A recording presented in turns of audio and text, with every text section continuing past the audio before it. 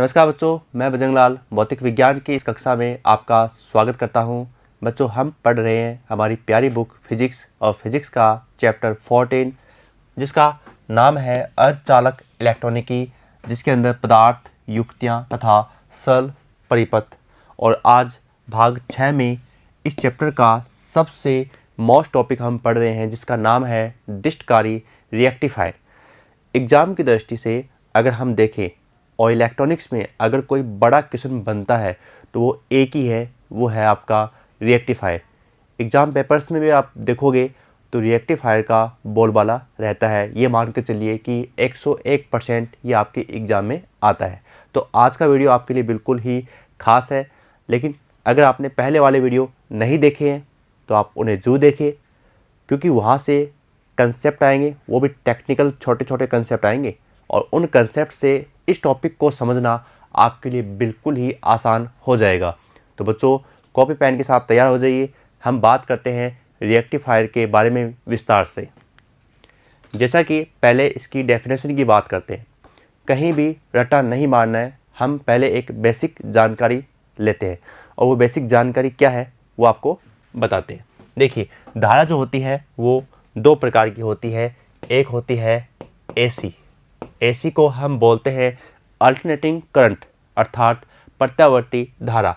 इसके अंदर क्या होता है, जो करंट या वोल्टेज है वो लगातार टाइम के साथ क्या होती है, चेंज होती रहती है। लेकिन अगर इसके दूसरे टाइप की बात की जाए तो वो होती है डीसी। डीसी जो होती है दिष्ट धारा, डायरेक्ट करंट। इसके अंदर वोल्टेज और करंट क्या होते हैं, टाइम के साथ कांस्टेंट होते हैं, नियत रहते हैं। हमारे घरों में जो सप्लाई आती है वो होती है डीसी।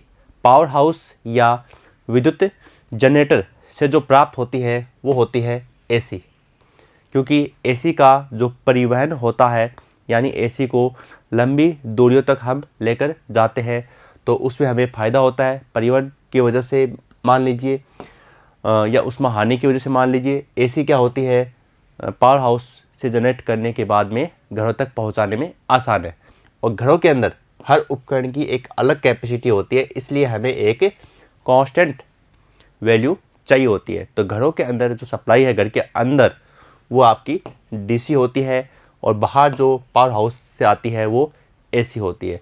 तो यहाँ जो एसी करंट आ रहा है घर तक, अब घर के अंदर क्या होगा, डीसी। अब उसको चेंज करने वाला उपकरण, अर्थात एसी को डीसी में चेंज करने वाला उपकरण कहलाता है डिस्टकारी। तो परिभाषा आप समझ चुके हो कि वह उपकरण जिसकी सहायता से प्रत्यावर्ती धारा यानी एसी अल्टरनेटिंग करंट को डिस्ट धारा में अर्थात डीसी में परिवर्तित किया जा सकता है, डिस्टकारी कहलाता है। तथा इस प्रक्रिया को डिस्टकरण कहते हैं। एसी टू डीसी में चेंज करने की जो प्रोसेस है उस प्रोसेस को हम कहते हैं डिस्टकरण। हमें तो ध्यान देना है कि डिस्टकारी किसे कहते हैं, आप ये समझ गए होंगे। अब डिस्टकारी जो होते हैं बच्चों, उसके दो प्रकार होते हैं। डिस्टकारी दो प्रकार के होते हैं। तो दो प्रकार के होते हैं, या आप लिख भी देना कि डिस्टकारी दो प्रकार के होते हैं। तो अब इसके दो प्रकार होते हैं। तो किसके, डिस्टकारी के। अब दो प्रकार के अंदर हम बात करें तो पहला प्रकार कौन सा है, अर्ध तरंग डिस्टकारी। दूसरा होगा पूर्ण तरंग डिस्टकारी। नाम में लिखा हुआ है अर्ध तरंग यानी आधा तरंग और पूर्ण तरंग मतलब पूरा तरंग। तो हम पहले बात करते हैं अर्ध तरंग डिस्टकारी की। देखिए, इसके अंदर क्या होता है, जैसे हमें पता है कि ये एसी करंट का एक कंप्लीट सर्किल है, चक्कर है। अब इस चक्कर में एक प्लस का हाफ सर्किल है और एक प्लस का, यहाँ प्लस का नहीं, अब माइनस का क्या है, दूसरा, और लेकिन माइनस का पहला हाफ सर्किल है।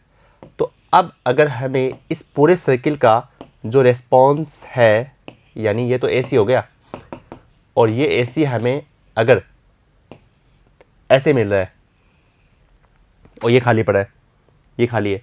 तो इसका मतलब आप ये कहेंगे कि हमें तो केवल आधे का ही प्राप्त हुआ है, यानी आधी एसी को ही आप क्या कर पा रहे हो, डीसी में चेंज, और आधी एसी नो चेंज।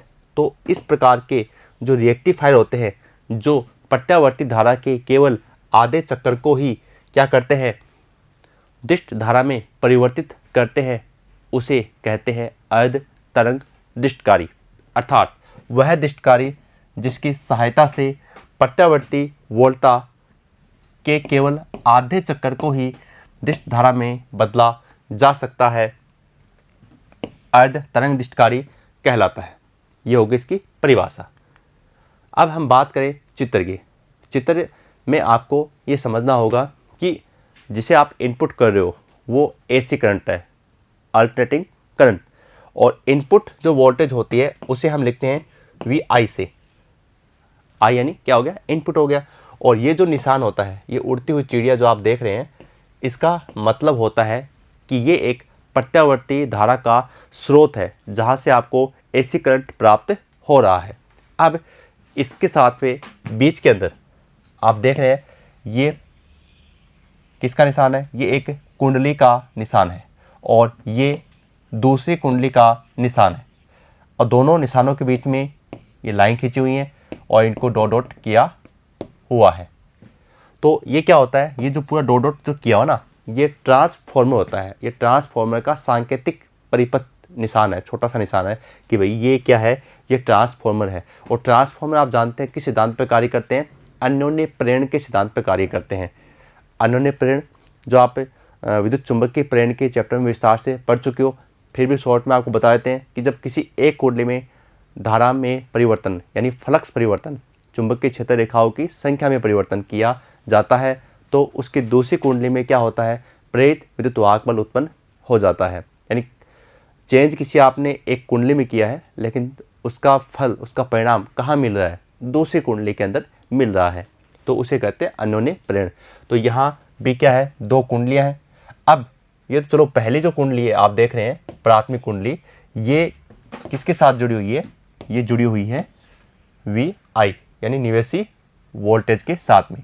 और यहाँ देखिए आप, ये जो दूसरी कुंडली है ना, ये जुड़ी हुई है, एक तो जुड़ी हुई है डायोड से और दूसरा सिरा जुड़ा हुआ है इसका लोड प्रतिरोध से, और यहाँ कुछ भी नहीं है। यानी आप ये कह सकते हो कि इसमें केवल एक ही डायोड लगाया गया है और वो यहाँ पर आपको दिख रहा है। अब आपको इसमें एक खास बात ये देखनी है कि इसमें कुछ टर्मिनल पॉइंट्स आप मान लीजिए कि कौन सा पॉइंट किधर लगा हुआ है, और उसके हम क्या करेंगे, बात करेंगे। तो देखिए आप इसको, ट्रांसफॉर्मर में दो कुंडली आपको दिखाई गई हैं, तो इसमें अपन क्या करते हैं, इसको P1 मान लो, इसको P2 मान लो, ताकि क्रिया विधि समझने में आपको आसानी हो जाएगी। और इस पॉइंट का मान लो S1 और इसको S2। अब जब पॉजिटिव साइकिल होगा ना किसका, एसी करंट का, तो जब पहला पॉजिटिव साइकिल आएगा उस टाइम क्या होगा, उस टाइम इनकी जो ध्रुवता की बात की जाए, इनकी ध्रुवता की बात की जाए तो P1 माइनस S1 प्लस होता है। और अगर आप सीधी सी बात, अगर ये माइनस करोगे तो ये क्या हो जाएगा, ये प्लस, और ये प्लस है तो ये क्या हो जाएगा, माइनस। तो जो पहला हाफ साइकिल आपको मिलता है किसका, अल्टरनेटिंग करंट का, पॉजिटिव, तो हम कहेंगे जब प्रत्यावर्ती धारा का प्रथम धनात्मक अर्धचक्र प्राप्त होता है, तब जो P1 है वो तो आपके होता है नेगेटिव, इलेक्ट्रॉन्स ले रहा है, और ये इसका क्या हो जाएगा, अपोजिट, तभी तो इसमें अट्रैक्शन होगा, माइनस प्लस। अब ये माइनस है तो ये क्या है, प्लस है। अब आप ध्यान दीजिए, अगर द्वितीय कुंडली का S1 सिरा क्या है, पॉजिटिव है, तो पॉजिटिव होने से अब ये किससे जुड़ा हुआ है, ये आपके डायोड से जुड़ा हुआ है, और डायोड का नुकीला सिरा हमेशा होता है N और पीछे वाला भाग ये होता है P। तो अगर हम किसी बैटरी के पॉजिटिव टर्मिनल को P से जोड़ दें तो कौन सी बायस हो जाती है, आपको अच्छे से याद है कि ये अग्र बायस हो जाती है, और अगर P को माइनस से जोड़ दें तो वो उत्क्रम या पश्च बायस हो जाती है। बायस आप अच्छे से जानते हैं कि PN संधि अभिनति दो प्रकार की होती है, अग्र बायस और पश्च बायस। अगर बैटरी के पॉजिटिव से पी को जोड़ दें, पी टाइप को जोड़ दें तो वो होता है अग्र बायस, और अगर बैटरी के नेगेटिव से पी को जोड़ दें तो वो होता है पश्च बायस या उत्क्रम बायस। अग्र बायस सदैव क्या होती है, चालक होती है, और पश्च बायस हमेशा क्या होती है, कुचालक होती है। तो जब ये प्लस होता है तो ये पी के कौन सी बायस में आ गया, ये आ गया अग्र बायस में, क्योंकि पी को किससे जोड़ दिया, प्लस से जोड़ दिया। और जब ये अग्र बायस में आता है तो इसका मतलब इस परिपथ में क्या आएगा, इस परिपथ में आ जाएगा करंट, और करंट आएगा, और वो जो करंट है वो हमें इस लोड प्रतिरोध से, लास्ट जो हमारा फाइनल आंसर है, भाई आपने इनपुट वोल्टेज डाल दिया, अब आपको क्या चाहिए, आपको आउटपुट वोल्टेज चाहिए। तो जो आपके आउटपुट वोल्टेज है वो आपको यहाँ से प्राप्त हो जाएगी, कहाँ से, लोड प्रतिरोध के सिरों से।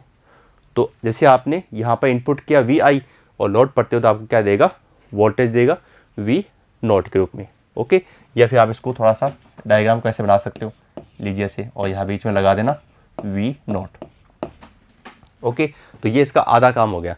अब जब दूसरा हाफ सर्किल आएगा, लेकिन दूसरा हाफ सर्किल नेगेटिव का लिए पहला होगा, क्योंकि पहले पॉजिटिव बनेगा। ये देखो, ये पहले पॉजिटिव बनेगा, अब ये नेगेटिव आ गया, तो पहला पॉजिटिव साइकिल और पहला नेगेटिव साइकिल। तो जब पहला नेगेटिव साइकिल आएगा तब क्या होता है, ये जो P1 है ये होता है प्लस, और ये जो S1 है ये होता है माइनस, पोलैरिटी चेंज। अब ये चेंज हो गया तो ये माइनस हो गया, और अब इसको अगर P से आप जोड़ोगे तो P से अगर माइनस को जोड़ते हैं तो कौन सी बायस हो गई, तो ये बायस आपकी हो जाएगी कौन सी, ये हो जाएगी उत्क्रम बायस या पश्च बायस। अब आप बता सकते हैं कि उत्क्रम बायस तो क्या होती है, कुचालक होती है, और कुचालक होती है तो परिपथ में किसी प्रकार की धारा प्राप्त नहीं होती है, अर्थात ये जो लोड प्रतिरोध है यहाँ से हमें किसी भी प्रकार का V0 प्राप्त नहीं होगा। तो आप क्या कह सकते हैं, आप ये कह सकते हैं कि हमें तो केवल एक पॉजिटिव जो साइकिल है उस साइकिल के ऊपर ही जो धारा प्राप्त हो रही है, नेगेटिव साइकिल पर हमें कुछ भी प्राप्त नहीं हो रहा। और जब ये प्रोसेस आप आगे लेकर जाओगे तो अगेन सेम प्रोसेस आपको मिलेगा कि जब पॉजिटिव साइकिल आ रहा है तब तो आपको करंट मिल रहा है, और नेगेटिव पर आपको करंट नहीं मिल रहा है। तो इस प्रकार से आपको ये स्टेप यहाँ पर प्राप्त होती हैं। तो आप समझ गए। तो ये आपका क्या है, अर्ध तरंग दिष्ट कार्य है। अब जो हमने समझाया है उसको हम कॉपी में नोट कर लेंगे कि इस दिष्ट कार्य में ट्रांसफॉर्मर होता है, बिल्कुल, और ट्रांसफॉर्मर हमेशा अन्योन्य प्रेरण के सिद्धांत पर कार्य करता है। इसमें दो कुंडलियाँ P1 व P2 तथा S1 व S2 होती हैं। ये S1 हो गई आपकी और ये S2 हो गई होती है। अब प्राथमिक कुंडली से निवेशी वोल्टता V इनपुट तथा द्वितीय कुंडली से PN संधि डायोड जो आपने उसमें यूज में लिया है, एक ही डायोड काम में लिया है D, और लोड प्रतिरोध RL जुड़ा होता है। लोड प्रतिरोध RL से हमें दिष्ट वोल्टता V0 प्राप्त होती है। अब क्रियाविधि की बात करें, जब प्रत्यावर्ती धारा का प्रथम धनात्मक अर्ध चक्र होता है तब P1 क्या होता है, ऋणात्मक होता है, S1 क्या होता है, S1 धनात्मक होता है, जिससे डायोड D कौन सी बायस में आ जाएगा, अग्र बायस में आ जाएगा, क्योंकि S1 क्या है, धनात्मक है, और ये डायोड के P भाग से जुड़ेगा, तो P भाग से जुड़ते ही क्या हो जाएगा, अग्र बायस में हो जाएगा। और हमें पता है अग्र बायस क्या होती है, अग्र बायस चालक होती है और चालक की तरह व्यवहार करते हैं, इसलिए लोड प्रतिरोध के सिरों पर दिष्ट वोल्टता प्राप्त हो जाती है। अग्र बायस में क्या होता है, ये चालक होते हैं तो चालक की तरह व्यवहार करते हैं, और हमें लोड प्रतिरोध के सिरों पर दिष्ट वोल्टता आसानी से प्राप्त हो जाती है। तो ये तो इसका आधा काम हो गया। फिर अगला आधा, जब प्रत्यावर्त धारा का प्रथम ऋणात्मक अर्ध चक्र प्राप्त होता है तब P1 धनात्मक व S1 क्या होता है, ऋणात्मक हो जाता है, जिससे डायोड D कौन सी बायस में आ गया, उत्क्रम बायस में आ जाता है। उत्क्रम बायस क्या होती है, कुचालक की तरह व्यवहार करती है, इसलिए लोड प्रतिरोध के सिरों पर कोई दिष्ट वोल्टता हमें प्राप्त नहीं होती है। तो इसका मतलब केवल आधा चक्र मिलेगा, वो भी प्रथम पॉजिटिव साइकिल पर। इस प्रकार हम कह सकते हैं कि अर्ध तरंग दिष्टकारी प्रत्यावर्ती धारा के केवल आधे चक्कर को ही दिष्ट धारा में परिवर्तित कर सकता है। तो ये आपका क्या हो गया, अर्ध तरंग दिष्टकारी हो गया। जब भी एग्जाम में आता है तो साथ में ग्राफ भी पूछते हैं, ग्राफ की भी बात कर लेते हैं। ये देखिए ग्राफ, ग्राफ को आपको समझना है कि ग्राफ में जो हमने बताया है वही बातें यहाँ पर रिपीट हो रही हैं। पहला जो ग्राफ है उसके अंदर आप बात कर सकते हैं कि ये वी आई और टाइम के बीच में है, यानी इनपुट वोल्टेज और टाइम के बीच में। यहाँ पर लिखा हुआ न्यूएसी, तो न्यूएसी का मतलब इनपुट ही है। तो आप दे सकते हैं जो भी आप बनाते हो वही चीज़ें हैं जिस प्रकार से राउंड लगते हैं। ये देखिए आप इसमें यहाँ से आप स्टार्ट कर रहे हैं ऐसे। तो अब जो पॉजिटिव जो साइकिल है ये पॉजिटिव हो गए, तो जहाँ केवल पॉजिटिव है वहीं आपको ये आपकी आउटपुट हो गई, वी आउटपुट मिल रहा है डायोड डी के कारण। यहाँ नहीं मिलेगा, फिर वापस पॉजिटिव आया तो वापस आपको मिल रहा है डायोड डी के कारण। तो आप ये समझ सकते हो कि अब हमें आउटपुट जो मिल रहा है वो केवल प्लस के लिए ही मिल रहा है। तो इस प्रकार से ये हमने निवेशी वोल्टता, निर्गत वोल्टता दोनों का समय के साथ ग्राफ बनाया और मिक्स ग्राफ बनाया। यानी लाइन में अब आपको खींचनी पड़ेगी कि इसके संगत ये है, इसके संगत ये है और यहाँ ये खाली रहेगा। और ये खाली जो है ये इस बात को दर्शा रहा है कि केवल आधा ही काम हुआ है एक चक्कर के अंदर। ठीक है बच्चों, तो ये हो गया हमारा अर्ध तरंग दृष्टिकारी। अगर ये समझ में आ गया तो अगले में तो कोई समस्या नहीं है। और अगला अगर दोनों में कंपेरिजन करें कि एग्जाम में कौन सा आता है, तो सबसे ज़्यादा जो आया है वो अगला ही आया है जिसका नाम है पूर्ण तरंग दृष्टिकारी। नाम में लिखा हुआ पूर्ण, तो इसका मतलब ये क्या करेगा, प्रत्यावर्ती धारा के पूर्ण चक्र को चेंज करता है। अब चेंज करने की बात है तो अर्ध तरंग में आधा काम हुआ था। क्यों हुआ था? क्योंकि वहाँ डायोड एक ही था। इसका मतलब पूर्ण तरंग में डायोड कितने होंगे? 2 होंगे, जो आधा आधा काम करके उस काम को क्या करेंगे, पूरा कर देंगे। परिभाषा की बात करें, वह दृष्टिकारी जिसकी सहायता से प्रत्यावर्ती वोल्टता के पूर्ण चक्र को दृष्ट धारा में बदला जा सकता है, उसे क्या कहते हैं? पूर्ण तरंग दृष्टिकारी कहते हैं। ये पूर्ण तरंग दृष्टिकारी कहलाता है। तो अब इसकी बात करते हैं और इसके लिए हम इसके चित्र की बात करेंगे। पहले चित्र में अपन बात करेंगे तो इसके अंदर जो पहले ये जो मध्य निष्कासी ट्रांसफार्मर है ये जुड़ा होता है वी आई इनपुट के साथ, यानी ये जुड़ा हुआ है आपके उस वोल्टता के साथ जिसे आपको इसमें डालना है। यानी यहाँ आपको क्या करना होगा, इनपुट वोल्टेज दिखानी होगी वी आई, और वी आई के साथ अगर हम आगे की ओर जाएं, भाई प्रत्यावर्ती जो धारा है वो आपकी इसमें आप ऐड कर देंगे यहाँ पर। तो इसका मतलब या तो ऐसे कर दीजिए या आप इसको ऐसे कर दीजिए, दोनों ही सही हैं। समझ गए? और फिर इसमें क्या होता है, वही फिर से प्रोसेस कि ये पहली कुंडली, ये दूसरी कुंडली। लेकिन खास बात क्या होती है, यहाँ 2 डायोड यूज में लिए जाते हैं और फिर उनसे कॉमन पॉइंट तैयार किया जाता है। ये मध्य निष्कासी जिसका नाम है उसको हम कॉमन पॉइंट सी कहते हैं। और ये एक स्पेशल टाइप का ट्रांसफार्मर है, इसका नाम है मध्य निष्कासी ट्रांसफार्मर। ये क्यों काम में ले रहे हैं? क्योंकि हम यहाँ पर 2 डायोड काम में लेते हैं और फिर उनको एक कॉमन पॉइंट से हम जोड़ते हैं, इसलिए हमें एक स्पेशल ट्रांसफार्मर की आवश्यकता होती है। और स्पेशल ट्रांसफार्मर का नाम है मध्य निष्कासी ट्रांसफार्मर, क्योंकि सामान्य ट्रांसफार्मर यहाँ पर काम में नहीं आता है। अब फिर से सेम प्रोसेस है कि आपने इस कुंडली से, द्वितीय कुंडली से वही पॉइंट P1 कर दीजिए। ये तो लीजिए P1 हो गया अपना, ये हो गया हमारा P2, ये हो गया हमारा S1, ये हो गया हमारा S2। और पहले जोड़ दीजिए आप एक डायोड और S2 से आप जोड़ दीजिए दूसरा डायोड, मतलब diode D1, diode D2। Okay, और फिर इनको हम जोड़ देंगे कॉमन पॉइंट C से। देखो ये इस प्रकार से आ गए कॉमन पॉइंट C से, और यहाँ से हमें मिलेगी हमारी निर्गत वोल्टता। ओके, तो अब देखिए क्या करेंगे, फिर से समझते हैं कि जब पहले किया था अर्ध तरंग में, कुछ वैसे हमें करना है।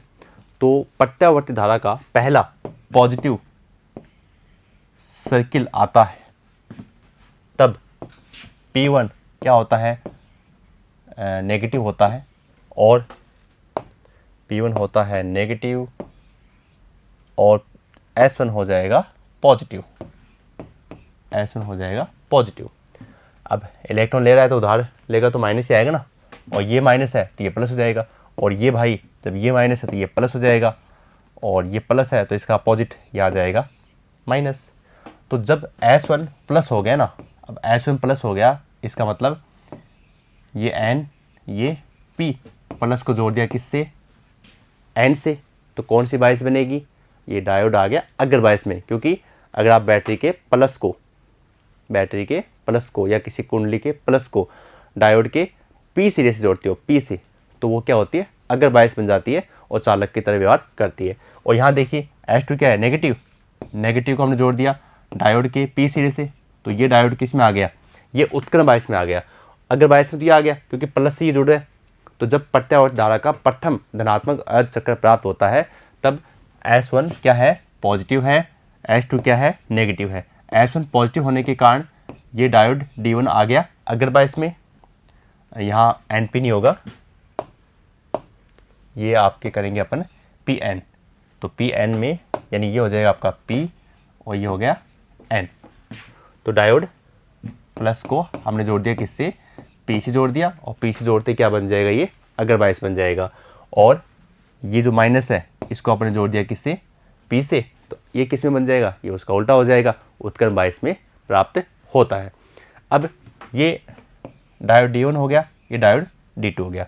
तो एक आधे चक्र के अंदर क्या हो रहा है, आधे चक्र में हमें जो इस परिपथ के अंदर जो धारा प्राप्त हो रही है वो धारा किसके कारण प्राप्त हो रही है, वो हमें डायोड D1 के कारण प्राप्त हो रही है। और डायोड D1 के कारण जो धारा हमें मिलेगी वो कहाँ मिलेगी, हमें जानते हैं कि लोड प्रतिरोध के सिरों पर प्राप्त होती है डायोड D1 के कारण। और दूसरी बात करें यहाँ कब, जब दूसरा चक्र आएगा, दूसरा मतलब ये वाला, लेकिन नेगेटिव का पहला चक्र होगा। जब पहला नेगेटिव चक्र होगा किसका, प्रत्यावर्ती धारा का प्रथम ऋणात्मक अर्ध चक्र प्राप्त होता है, तब देखिए, तब यहाँ तो आएगा प्लस, यहाँ आएगा माइनस, और ये प्लस, तो ये माइनस, ये माइनस, तो ये प्लस। अब देखो ये माइनस जुड़ेगा डायोड D1 के P से, तो कौन सी बायस में आ गया, उत्क्रम बायस में। और ये प्लस जुड़ेगा यहाँ डायोड P से, तो भाई माइनस आ गया यहाँ पर, तो ये तो आ गया उत्क्रम बायस में, और यहाँ आ गया प्लस, तो ये आ गया कौन सी बायस में, अग्र बायस में। भाई फिर से रिपीट कर रहा हूँ, P टाइप अचालक को बैटरी के प्लस से जोड़ोगे तो अग्र बनेगा, और P टाइप को अगर बैटरी के नेगेटिव से जोड़ोगे तो पश्च या उत्क्रम बायस बन जाती है। तो अब वापस धारा आएगी, तो अब पश्च में कौन सा आ गया, अब पश्च में पहला वाला आ गया, तो यहाँ तो धारा कोई प्राप्त होगी नहीं। और D2 किस में आ गया, D2 आ गया अग्र बायस में, तो अब आपको धारा प्राप्त होगी। यानी अब आप पूरी प्रक्रिया को समझिए, जब प्रत्यावर्ती धारा का प्रथम धनात्मक अर्ध चक्र था तो डायोड D1 ऊपर वाला किस में आ गया था, अग्र बायस में आ गया था, और D2 पश्च बायस में आ गया था। तो धारा केवल एक डायोड के कारण परिपथ में आई और वो था डायोड D1, और हमें लोड प्रतिरोध से दिष्ट वोल्टता प्राप्त हो गई। जब प्रत्यावर्ती धारा का प्रथम पहला ऋणात्मक अर्ध चक्र प्राप्त हुआ तब जो आपका पहला डायोड है वो आ गया पश्च बायस में, और जो दूसरा डायोड है वो आपका आ गया अग्र बायस में। अब परिपथ में जो धारा प्राप्त होगी वो केवल डायोड D2 के कारण प्राप्त होगी, D1 के कारण नहीं। और जब D2 के कारण धारा का प्रवाह होगा तो हमें यहाँ पर निर्गत वोल्टता लोड प्रतिरोध से प्राप्त हो जाएगी। तो इस प्रकार से ये क्या होती है, पूर्ण तरंग दिष्टकारी की पूरी क्रियाविधि होती है। चलो आगे बात करते हैं इसमें। इस दिष्टकारी में विशेष प्रकार का ट्रांसफार्मर काम में लेते हैं, क्योंकि सामान्य ट्रांसफार्मर में ये उपयोगी नहीं होता है, जिसे मध्य निष्कासी ट्रांसफार्मर कहते हैं। इसमें दो कुंडलियाँ P1 व P2, S1 व S2 होती है। प्राथमिक कुंडली से निवेशी वोल्टता VI तथा द्वितीय कुंडली से डायोड D1 व D2 जुड़े होते हैं। दोनों डायोडों के उभयनिष्ठ सिरों को मध्य निष्कासी बिंदु से जोड़ा जाता है। लोड प्रतिरोध से आपको पता है क्या प्राप्त की जाएगी, दिष्ट वोल्टता प्राप्त की जाती है। क्रियाविधि की बात करें, जब प्रत्यावर्ती धारा का प्रथम धनात्मक अर्ध चक्र होता है तब P1 क्या होता है, P1 ऋणात्मक होता है, S1 क्या होता है, धनात्मक हो जाता है, जिससे डायोड D1 आ गया अग्र बायस में और डायोड D2 आ गया उत्क्रम बायस में आ जाता है। डायोड D1 के कारण लोड प्रतिरोध के सिरों पर दिष्ट वोल्टता प्राप्त की जाती है। यानी जो डायोड अग्र बायस में आएगा उसी से ही क्या होगी, परिपथ में धारा प्राप्त होगी। जब प्रत्यावर्ती धारा का प्रथम ऋणात्मक अर्धचक्र होता है, अभी दूसरा पैराग्राफ आ गया इसका, तब P1 क्या है, धनात्मक है, S1 क्या है, वो ऋणात्मक प्राप्त होता है। और जो धनात्मक है वो जब जुड़ेगा P से तो क्या हो जाएगी, अग्र बायस। तो D1 तो आ गया किस में, उत्क्रम बायस में, और डायोड D2 आ गई अग्र बायस में। अब अग्र बायस किस में है, D2 में है, तो लोड प्रतिरोध के सिरों पर हमें डिस्ट वोल्टता प्राप्त हो जाएगी। इस प्रकार हम कह सकते हैं कि पूर्ण तरंग डिस्टकारी प्रत्यावर्ती धारा के पूर्ण चक्र को डिस्टकारी में परिवर्तित कर देता है। और बहुत ही आसान सा टॉपिक था और बिल्कुल आपको समझ आ रहा है। चलो अब इसके ग्राफ की बात करते हैं। ग्राफ को समझिए आप, जब हम बात करते हैं चाहे वो पहला साइकिल ऊपर से हो चाहे वो साइकिल नीचे से हो, ये दोनों क्या है, ये दोनों आपकी इनपुट वोल्टेज है। तो जब भी पहला साइकिल आएगा ना, फर्स्ट साइकिल, उसमें आपको ऊपर की ओर बनाना है, फिर माइनस, फिर प्लस, फिर माइनस, क्योंकि हमने जो थ्योरी तैयार की है वो इस तरीके से तैयार की थी। तो आप इसको ले सकते हो कि प्लस के अकॉर्डिंग क्या आ गया, डायोड D1 आ गया, दूसरे के अकॉर्डिंग क्या आ गया, डायोड D2, अगेन प्लस आएगा तो पहला डायोड, माइनस आएगा तो दूसरा डायोड आपको प्राप्त हो जाता है। तो इसमें आपकी कोई समस्या नहीं होनी चाहिए। तो ये जो ग्राफ आप देख रहे हैं, इस ग्राफ से ही क्या होता है, हमें डिस्ट वोल्टता किस प्रकार से प्राप्त हो रही है वो समझ में आती है। अब इसमें आप ये देख सकते हैं कि प्रत्यावर्ती धारा जो है वो प्रत्यावर्ती धारा में आपको हर स्टेप में डिस्ट वोल्टता प्राप्त हो रही है। और डिस्ट वोल्टता प्राप्त हो रही है तो उसके लिए जो जिम्मेदार है वो क्या है, वो डायोड है। और डायोड जिम्मेदार है, लेकिन एक डायोड से, वो एक प्रोसेस में D1 है, एक प्रोसेस में D2 है। लेकिन आपको हर साइकिल में क्या मिलेगी, आपको हर साइकिल में प्रत्यावर्ती धारा प्रत्यावर्ती धारा DC में प्राप्त होती जाएगी। तो इस प्रकार से बच्चों ये होती है पूर्ण तरंग डिस्टकारी। अब देखो एक छोटी समस्या और आती है, जैसे मान लीजिए घरों में पानी है, हम पानी पीने के लिए काम में ले सकते हैं, लेकिन आजकल देख रहे हैं कि घरों में क्या आते हैं, फिल्टर आते हैं, और वो फिल्टर से हम क्या कर लेते हैं, फिल्टर से उस पानी को हम शुद्ध कर लेते हैं। तो ठीक इसी प्रकार से जो डिस्टकारी है उससे हमें जो धारा प्राप्त होती है, हालांकि वो है तो डिस्ट धारा DC, लेकिन DC में भी दो प्रकार की क्वालिटी होती है। एक क्वालिटी होती है जिसे कहते हैं समदिष्ट, और एक होती है असमदिष्ट। असमदिष्ट धारा का दूसरा नाम होता है ऊंचा वचन धारा, ऊंचा वचन धारा। तो ऊंचा वचन धारा का मतलब ये होता है कि अभी आप देख रहे थे चित्र के अंदर, आपको कुछ ऐसा प्राप्त हो रहा था, और समदिष्ट होती है ये। तो DC तो हम इससे ही कहते हैं, वास्तव में DC है, तो इसका मतलब ये भी है तो DC, लेकिन इसमें अल्प रूप से क्या हो रहा है, वेरिएबल है, चेंज मिल रहा है आपको अल्प रूप से, थोड़ी ऐसी भी इसके अंदर। तो इसका मतलब ये शुद्ध क्या नहीं है, ये शुद्ध DC नहीं है। और अब हमें क्या करना होगा, इस प्राप्त असंदिष्ट धारा को डिस्ट धारा में बदलना होगा, और उसे बदलने के लिए हम यूज में लेते हैं फिल्टर परिपथ। फिल्टर परिपथ या समकारी फिल्टर। फिल्टर परिपथ के अंदर हम बात करते हैं कि फिल्टरकारी नहीं, डिस्टकारी से प्राप्त डिस्ट वोल्टता असंदिष्ट होती है। असंदिष्ट का मतलब जिसमें अल्प रूप से क्या है, ऐसी मिली हुई है, अर्थात इसमें प्रत्यावर्ती धारा का कुछ भाग शेष रह जाता है। असंदिष्ट धारा को समदिष्ट बनाने के लिए, असंदिष्ट का एक और नाम है ऊंचा वचन धारा। ऊंचा वचन धारा को समदिष्ट बनाने के लिए जिस परिपथ का उपयोग करते हैं उसे क्या कहते हैं, उसे फिल्टर परिपथ कहते हैं। फिल्टर परिपथ के रूप में टैंक परिपथ काम में आता है। टैंक परिपथ, टैंक सर्किट, जिसका मतलब होता है उसमें एल यानी प्रेरकत्व और C यानी संधायित्र, दोनों जुड़े होते हैं। डायग्राम की बात करें कि जो AC करंट आया, यानी AC करंट इस प्रकार से आ गया, डिस्टकारी ने उसको चेंज कर दिया ऐसे, और अब हमें यहाँ जो लोड प्रतिरोध है जो वोल्टता देगा वो हमें चाहिए ऐसे। तो इसके लिए यहाँ पर क्या होता है, अक्ष और वाई के मध्य आप देख रहे हैं, यहाँ डायग्राम में बुक्स में थोड़ी मिस्टेक है, आपको यहाँ क्या करना होगा, कुंडली बनानी होगी ऐसे, यानी इस प्रकार से आप इसको इस प्रकार से जोड़ सकते हैं ऐसे। ये आपको यहाँ लगाना होगा, जिसे हम कहते हैं टैंक सर्किट, जिसके अंदर एक तो कुंडली जिसका नाम होता है प्रेरकत्व वो लगी होती है और संधारित्र सी लगा होता है। और ये हो गई हमारी क्या, ये हमारे हो गए लोड प्रतिरोध जहाँ से हमें क्या होगी दिष्ट वोल्टता प्राप्त हो जाएगी। तो ये आप जो ध्यान रखना बुक्स के अंदर ये है नहीं, इसलिए यहाँ पर ये मिस्टेक हो गई है और आप उसको सही कर लेना। आप लगा देना यहाँ पर L। चलो अब इससे क्या होगा, इसमें होगा कि ये जो टैंक सर्किट होता है ना, इसमें ये जो आपको लिखा हुआ है C यानी संधारित्र है, इसमें एक शब्द आता है प्रतिबाधा। अब आप कहेंगे सर प्रतिबाधा क्या होती है? प्रतिबाधा होती है कि जब परिपथ के अंदर देखो, जब परिपथ के अंदर नॉर्मली कोई प्रतिरोध जुड़ा होता है ना, तो उसका जो प्रतिरोध है वो प्रतिरोध ही होता है। मतलब वोल्टेज और धारा का अनुपात क्या होता है? प्रतिरोध होता है।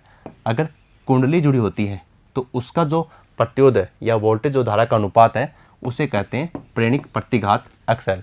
और जब संधारित्र C जुड़ा होता है तो उसके वोल्टेज और धारा के अनुपात को यानी उसके प्रतिरोध को धारितीय प्रतिघात अक्ष से कहते हैं।